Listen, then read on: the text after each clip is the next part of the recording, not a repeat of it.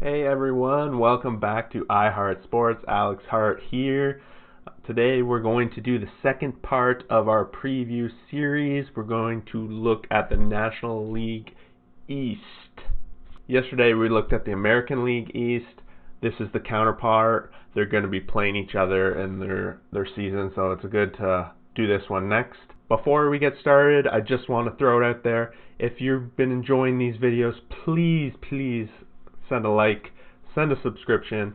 I'm going to be coming out with a couple more of these over the next couple days, and we'll hit all 6 divisions within the next week. So make sure you're staying tuned, and here we go. The order we're going to go through here is we're going to go from projected worst in the division according to Vegas to the projected top. So that leaves us to start off with the Miami Marlins. The Miami Marlins picked up a few names in the offseason that kind of hit home to me. Number one, they picked up Corey Dickerson, signed him to a couple years. They got Brandon Kintzler, who is a nice solid relief pitcher.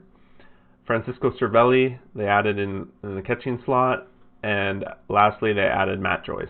Now, let's take a look at what the Marlins are going to look like on the field, their projections, and as well as some of their injuries.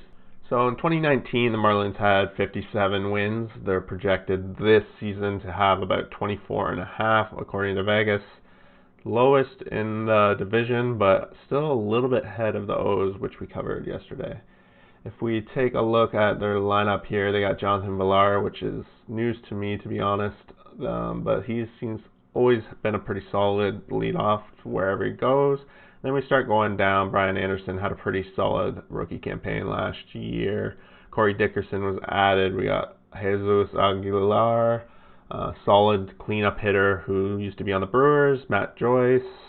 And then as we go a little bit further down, it starts to thin out a little bit. Jorge Alfaro, don't know too much about him. I'm sure he's going to kind of be interchangeable with Cervelli, who they picked up. Now, when we take a look at their starting pitchers, I'm going to be honest. Top name here, Alcantara. Do not know too much about, but I'm sure given how the Marlins have been the past couple seasons, he's probably a young prospect. Jose Urena, same guy, has been with them for a little while. Caleb Smith, that same as well. But with their closer role now pretty secured with Brandon Kintzler, doesn't surprise me that they're the bottom of this division. Once we go into a couple of the other teams, we'll notice that those teams seem a little more stacked, especially when it comes to the pitching. But with given that they're playing the East as well in the American League, they're going to have a very tough schedule. So to see them at the bottom, I'm not super surprised. And kind of where I expect them to end up as well. So as of right now when I'm filming this video, the injured reserve list for them is pretty shallow. Matt Joyce really the only name that I see there, but he's only questionable to start the season. Probably going to be in the lineup by the time things are said and done. I haven't heard of anything else, and they seem to be kind of avoiding the COVID bug, so that's great news for them. And we'll just look to see how they do throughout the season, playing in these tough National League East. Rolling right along here, next up we have the Philadelphia Phillies. Philadelphia picked up 2 pretty key free agents. Zach Wheeler seems to be the biggest signing they had. Signed him to 5 years. And really just adds to their already pretty great starting rotation. Secondly, they added Didi Gregorius, who's kind of bounced around a little bit since he's left the Yankees. But he's here for 1 year, and I think they're just going to really see how he fits into the lineup. The Phillies in 2019 had what most fans would very likely say was quite a disappointing year. Basically 500, 81 wins. This year, they're kind of projected around the same, 31.5. But I know most Philly fans and the Phillies themselves are expecting a lot more out of this team. Just taking a look at the projected lineup, McCutchen's there at the leadoff. However, I do believe he's on the injured list. We'll hit that in just a second. And then it really just, to me, is a strong lineup all the way down to the bottom. Roman Quinn, the strikeout king from a couple years ago, really, really underrated in terms of the fact that he's super, super fast on the bases, and having him in the 9 slot makes a lot of sense for them. Taking a look at their starting pitching rotation, I love it. Nola, Wheeler, Arrieta, Eflin, Pivetta, all of them are super major league ready, so I don't really see too much of a weakness in this starting rotation. And then really, I think this can lead the Phillies to having a very successful year if they hit on all these notes, especially through the pitching. The biggest issue that I see the Phillies having, at least at this point, is that their disabled list, at least at this point in time, is fairly long. If we take a look here, Andrew McCutchen, we just talked, he's questionable to start the season. It's a knee injury, so he's very likely going to somewhat come back. Relief pitching seems to be a big issue here. Hector Neris, I know, is their closer listed that we just looked at, expected to be out at least the first couple days of the season. Zach Wheeler, again, one of their big signings. Personal issue that he's out. Don't know what that is. I didn't really look it up, but if something's out there, make sure someone can leave a comment or something like that about that. But he's at least going to be out until August. If the Phillies are going to have any chance of competing, they're going to have to really have their offense come into the line while their pitchers do the job that they're paid to do. If they can do that, I believe that the Phillies aren't the 4th place team that Vegas is projecting, and that they'll be at least competing for the wild card spot in this division. Next up, we have the New York Mets. New York Mets are looking like Vegas is thinking they're going to come 3rd. They're just a little bit ahead of Philly when it comes to projections. Free agent signings that they focused on was mostly pitching. They picked up Dylan Betances for some relief.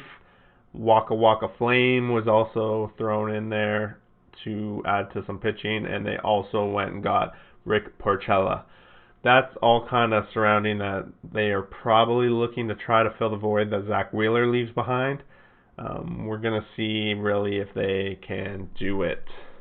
Taking a look here, 2019, 86 wins. 2020, again, 31 and a half. Pretty much right on par with the Phillies. To me, taking a look at their lineup, still quite a few young faces in here. P. Alonso, Michael Conforto. Then we'll go down to the bottom, Brandon Nimmo. Still all relatively new faces to the Mets. They've been around. They've added in Robinson Cano, who is always a pretty big threat to go deep. Yoenis Cespedes, to me, is the biggest wild card on this team. If he can have the kind of year that we have seen this guy have in the past, this lineup definitely can compete with all the rest in this NL division. Moving on down, we look at the pitching. I really like this lineup they have. Notably, Syndergaard's not going to be in it. DeGrom, Stroman, Porchella, Matz, and Waka seems to be what they're planning to do for their starting rotation. So this is the injury list as of right now when I'm filming this video. As you can see, quite a few people are questionable whether they're going to start the season on time or not for the Mets. Cano, Cespedes, both kind of questionable to start the season. As I mentioned just a second ago, Noah Syndergaard expected to miss the entire season, at least till June 2021. For me, it comes down to the Mets have some pretty solid pitching, and if they can use that pitching to keep the games close and their bats can have the kind of season that some of them had last year, such as P. Alonso, then we can really expect the Mets to possibly take a step forward this year. Otherwise, they're going to be right in the thick of it. This is going to be a very tight division. Vegas is projecting within 4 wins these top 4 teams. So really, it's going to be anyone's game. And if you ask me, I'll give you my prediction at the end. Next up, we have the Atlanta Braves, projected to be second in the National League East. Probably a little bit falling considering the COVID issues that you might have seen in a later video. Freddie Freeman, we'll hit that when we get to the injuries. Some key signings that the Braves had in this was Marcell Ozuna. They picked up Cole Hamels for a year, as well as Will Smith was added as relief for them. In a perfect world, this is what the Braves were looking at to go with on starting day. Acuna and Albus at the top still, two great guys who had pretty great seasons last year. Curious whether they would do it. Freddie Freeman slotted in there. As we know, he's right now dealing with the coronavirus. Uncertain whether he'll be back for the season on time. Hopefully he makes it back, as he's one of my favorite players to watch. In the starting rotation, they added Cole Hamels, which they have slotted here as number 2.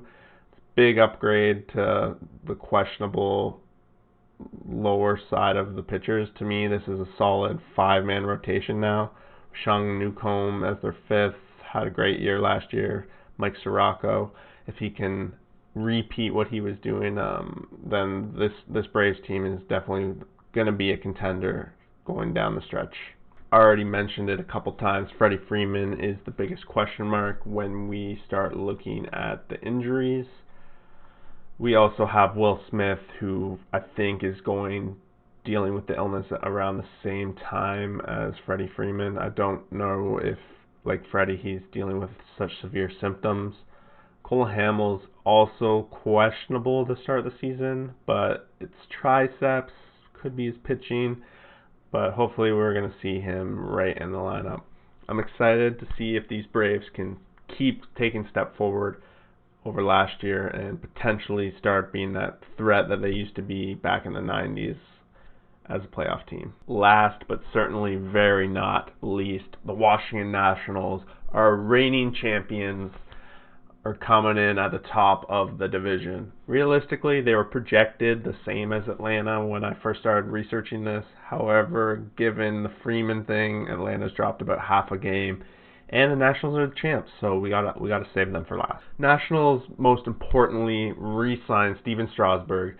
Huge contract, 7 years, and that just helps to go along with their Scherzer. Other signings that they had, Starlin Castro, Yan Gomes, they re-upped again.